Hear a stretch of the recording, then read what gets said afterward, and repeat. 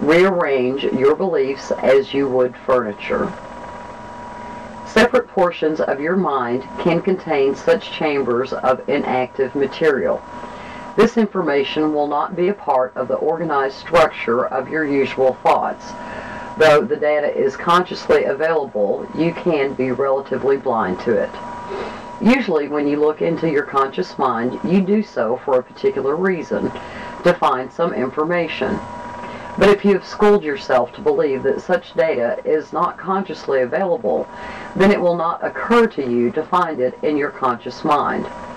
If, furthermore, your conscious data is strongly organized about a core belief, then this will automatically make you blind to experience that is not connected with it.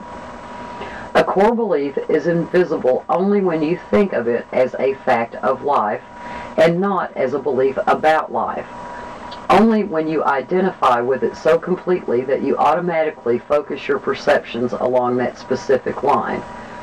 For example, here is a seemingly very innocent core belief, quote, "I am a responsible parent," unquote.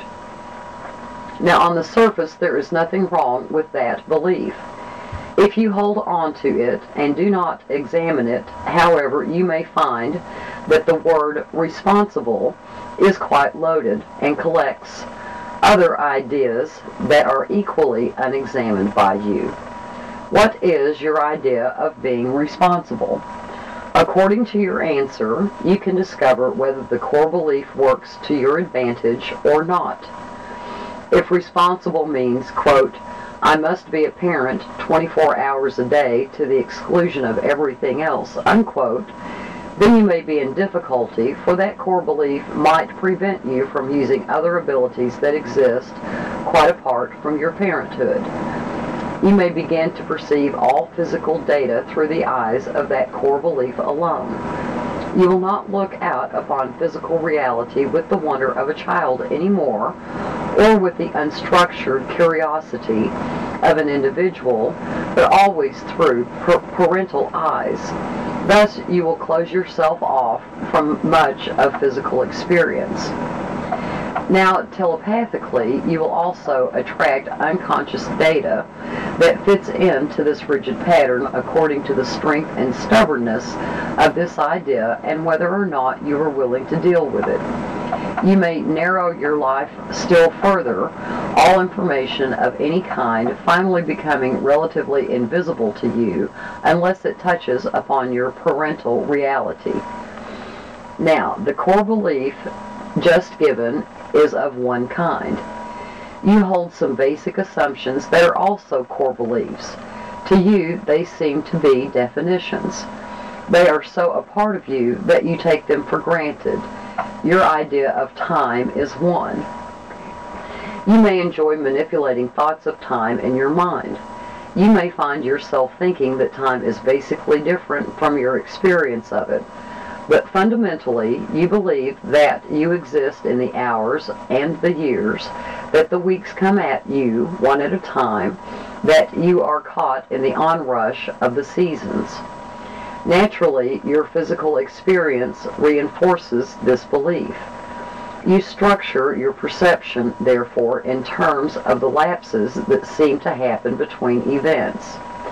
This in itself forces you to concentrate your attention in one direction only, and discourages you from perceiving the events in your life in other fashions. You may occasionally employ the association of ideas, one thought leading easily to another. When you do this, you often perceive new insights. As the events fall apart from the time continuity in your mind, they seem to take on fresh vitality. You have unstructured them, you see, from the usual organization.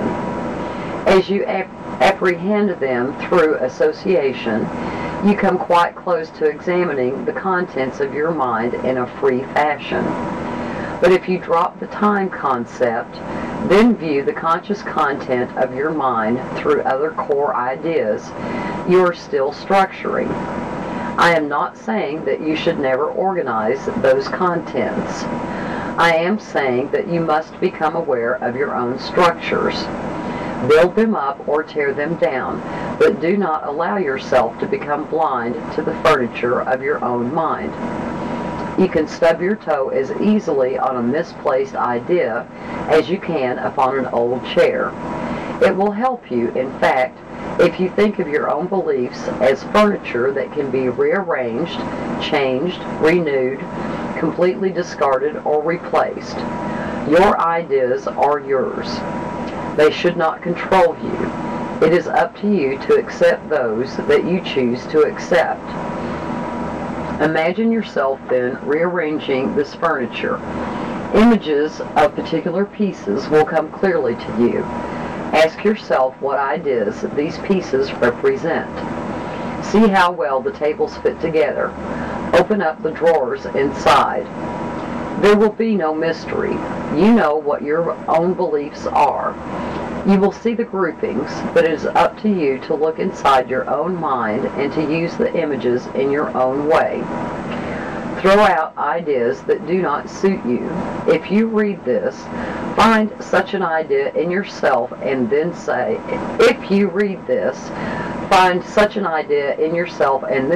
quote, I cannot throw this idea away, unquote. Then you must realize that your inner remark is in itself a belief. You can indeed throw the idea away, the second one, as easily as the first. You are not powerless before ideas. Using this analogy, you will certainly find some furniture that you did not expect. Do not simply look in the center of your inner room of consciousness and make sure that you are on guard against the certain invisibility that was mentioned earlier in this chapter, where an idea quite available appears to be a part of reality instead. The structuring of beliefs is done in a highly characteristic yet individual manner, so you will find patterns that exist between various groupings, and one can lead you to another. The idea of being the responsible parent, for example, may lead quite easily to other psychic structures involving responsibility, so that data is accepted on its own value. You may even think that it is wrong to view any situation except through your parental status. The belief in guilt, therefore, would be a cementing structure that would hold together other similar core beliefs and add to their strength. You must understand that there are not simply dead ideas like debris within your mind. They are psychic matter. In a sense, then, they are alive. They group themselves like cells, protecting their own validity and identity. From session 618, page 51.